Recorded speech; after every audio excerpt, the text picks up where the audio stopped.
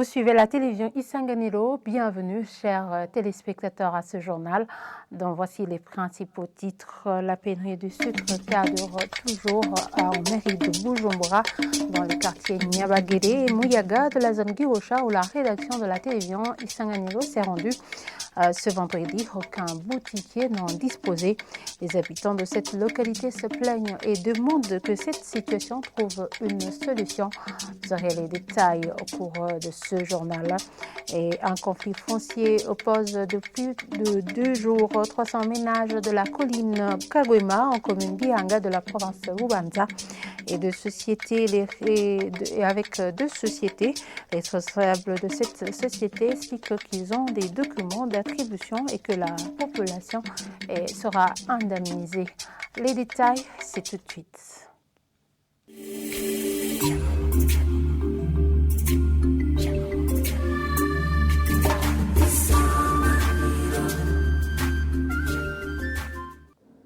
Je vous le disais en titre, le manque de sucre perdure toujours en mairie de Bujumbura, dans les quartiers Nyabagere et Muyaga de la zone Gihosha, où notre équipe s'est rendue l'avant-midi de ce vendredi. Aucun boutiquier ne disposait de sucre ces derniers et les acheteurs demandent tous que ce produit soit disponible. Jean de Dieu Irakozé s'est rendu sur place, son reportage. C'est un marchand opérant au nord de la ville de Bujumbura, dans le quartier Nyabagere de la zone Gihosha, qui indique qu'il vient de passer plus de 2 semaines sans avoir le sucre à commercialiser. Il décrit ici comment la journée se déroule.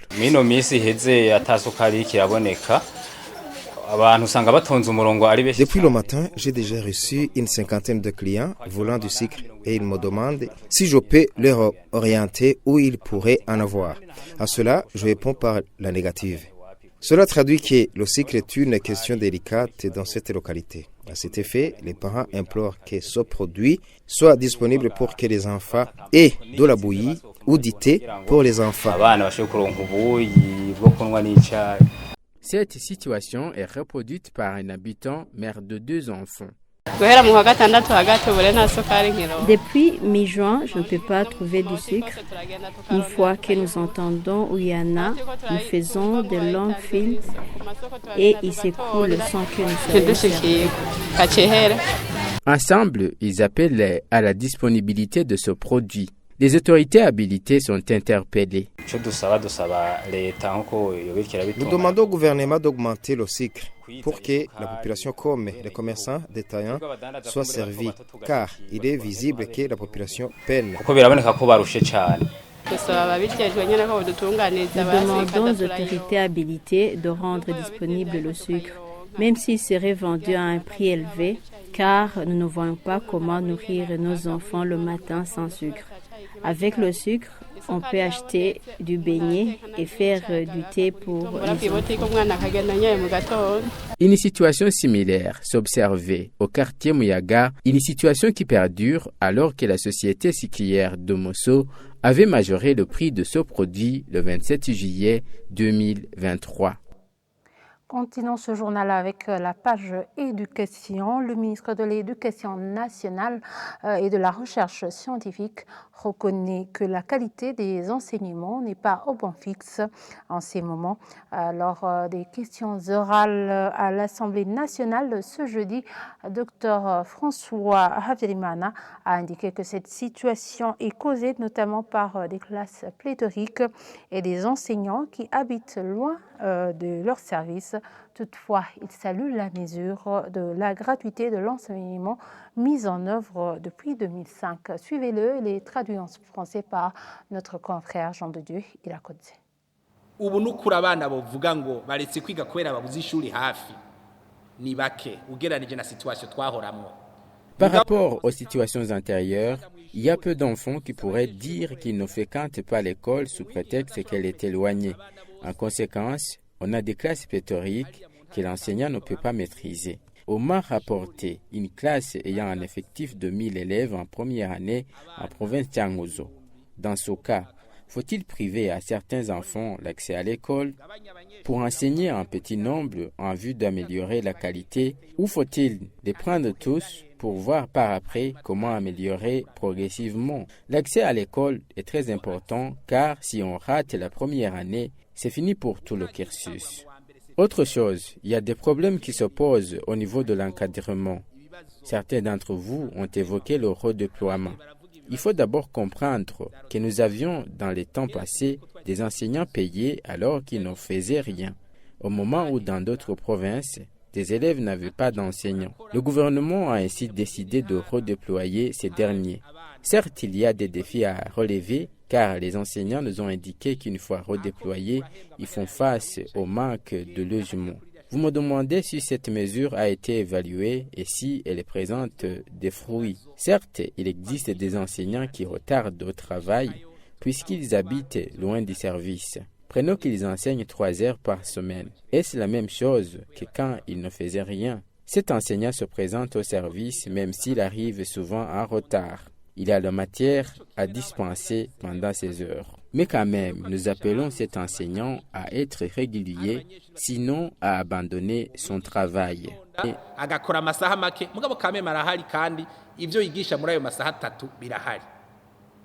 Ariko tugaca tugwa tukavyuka tukavuga tuti n'uwo mwigisha naje ku murongo atagiye ku murongo akazi agahebe. Quittons Bujumbura et rendons-nous en province Bubanza où un conflit foncier oppose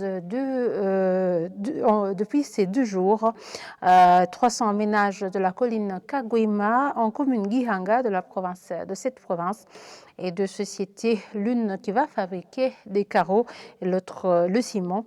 Les propriétaires des champs qui s'y trouvent déplorent le fait que leurs champs de manioc ont été détruits par un tracteur qui fait le terrassement et demande aux autorités de les rétablir dans leurs droits.